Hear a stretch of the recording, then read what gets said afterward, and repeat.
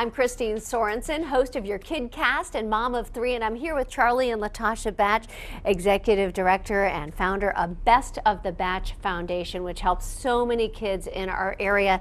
And even though you guys don't have your own kids, you have a lot of kids through Best of the Batch Foundation. And I know you hear from parents, sometimes they're afraid to look. But tell me why it's important that they do look. Because they can't be afraid to look into the child's book bag to see what's in there. Do they, not just for homework, but to see if there's notes in there or there's just junk thrown at the bottom in there, to see what some of the stuff they may be engaging in throughout the day.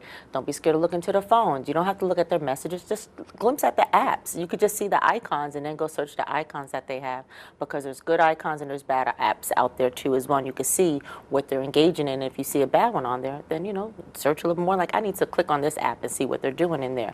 But if you don't look, you don't know. And if you don't know, then that could lead to trouble too as well. Do you think sometimes parents are afraid to look because they don't want to know what's happening, or they're afraid it might not be what they want to see? Very much so. I think sometimes parents too as well, they feel as though that they don't have the time to deal with it right now, because sometimes you have a lot of single parents or even two-parent households where life is just happening. I think the time restraint is a lot, so I'll deal with it later. So if you don't look now, you don't deal with it now until it's happenly being brought to you, whether it's from a school or from their family friends or something to that extent. So Charlie, I know you work with a lot of these kids. Do you think it's important for them to have someone like you or some adult outside of the immediate family that they can confide in? They really do, and I think it's just something just to have another ear to listen, because, you know, going through a lot of things that I've been through, and, you know, challenges that they may have, and they just want to bounce some ideas off of each other, or just say, Mr. Batch, what did you think about this? And, you know, it's just having conversations, and once you earn their trust, and, you know, talk about anything.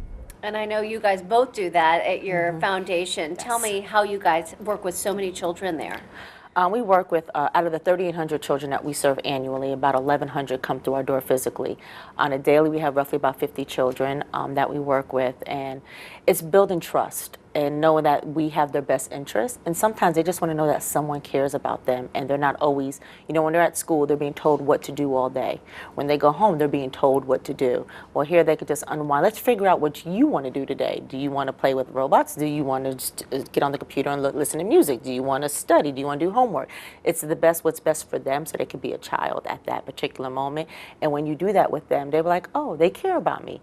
So I'm going to talk to you, and I'm going to have a conversation with you now, and I just need your, you know, I was bad today in school, but can you help me fix it? Yeah, so. Well, I love that. Just let them be a child. Great, Yes. great advice, Charlie, Latasha. Thank you for all the great work you do. Thank you. Thank you. And you can get a lot more information on Best of the Batch Foundation and all kinds of ways to help kids at kidsburgh.org. And be sure to connect with me on my Facebook page and tell me more of what you want to hear. I'm KRISTINE SORENSEN here with Charlie and Latasha, helping make Pittsburgh Kidsburgh.